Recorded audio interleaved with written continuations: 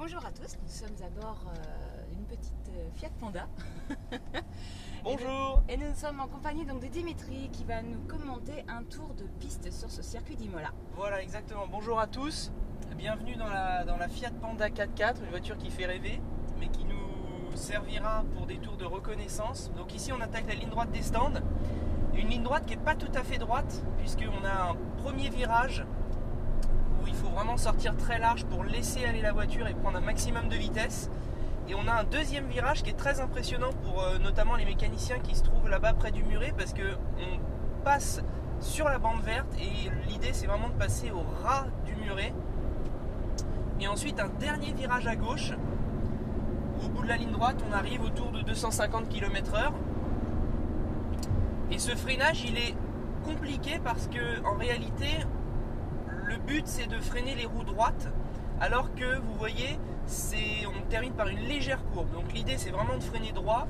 On freine autour de 150 mètres.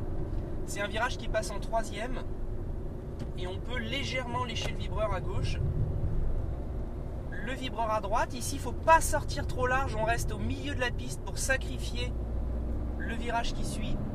Et évidemment ici c'est un des virages les plus historiques des circuits, parce que c'est là où Ayrton le pauvre s'est tué. Donc c'est toujours un peu émouvant de passer ici. Là on arrive sur un freinage en appui, il faut freiner très tard. C'est un freinage qui se poursuit jusqu'au milieu du virage ici. On lâche les freins et on refreine à nouveau pour le dernier droite qui se referme. On peut attaquer un petit peu les vibreurs en sortie. Et on arrive sur une épingle à gauche. On va freiner après 50 mètres, on freine à 40 mètres. Il faut emmener les freins très très loin. La corde elle est très tard. Et réaccélérer le plus tôt possible parce que ça monte énormément. On peut aller chatouiller un petit peu le vibreur.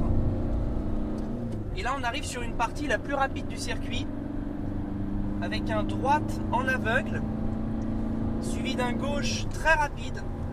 On va freiner avant 50 mètres, un tout petit peu avant 50 mètres. En quatrième, là on est autour de 230 km/h. On va arriver dans la courbe autour de 160-170. Et on a une descente qui est magnifique. Donc là on s'en rend pas compte, mais on est déjà à 110 km/h là ici dans notre voiture. Donc c'est déjà pas mal pour cette petite voiture. Et on arrive sur un double droite. Là il faut emmener les freins très très loin. Il faut avoir beaucoup de vitesse. Et surtout réaccélérer tôt, parce qu'encore une fois ça monte ici. Voilà. Et ici c'est vraiment aller tout droit pour avoir un maximum de motricité sur le vibreur. Et ensuite on arrive sur une chicane très lente, très impressionnante, parce que les vibreurs paraissent être vraiment des géants. Mais en qualif il faudra peut-être aller chercher les vibreurs, en course beaucoup moins, parce que faut garder la voiture fiable et c'est des vibreurs très agressifs. On va les prendre ici, vous allez voir. Le premier et le deuxième. La voiture elle a carrément sauté. Ouais. Et ensuite on attaque la dernière partie du circuit. Une partie rapide également, cette fois tout en descente.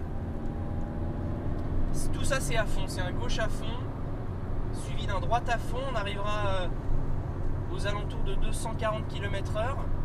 Faut pas freiner trop tard parce que la descente nous pousse vraiment, et là le bac à gravier nous tend les bras. Voilà. On va lécher le vibreur ici. On va aller chercher l'astroturf là. Et surtout ici, c'est être très calme sur le volant, très calme sur l'accélérateur pour réaccélérer tôt, parce que ça conditionne toute la ligne droite des stands. Voilà, on a fait un tour. Rendez-vous tout à l'heure pour les essais libres.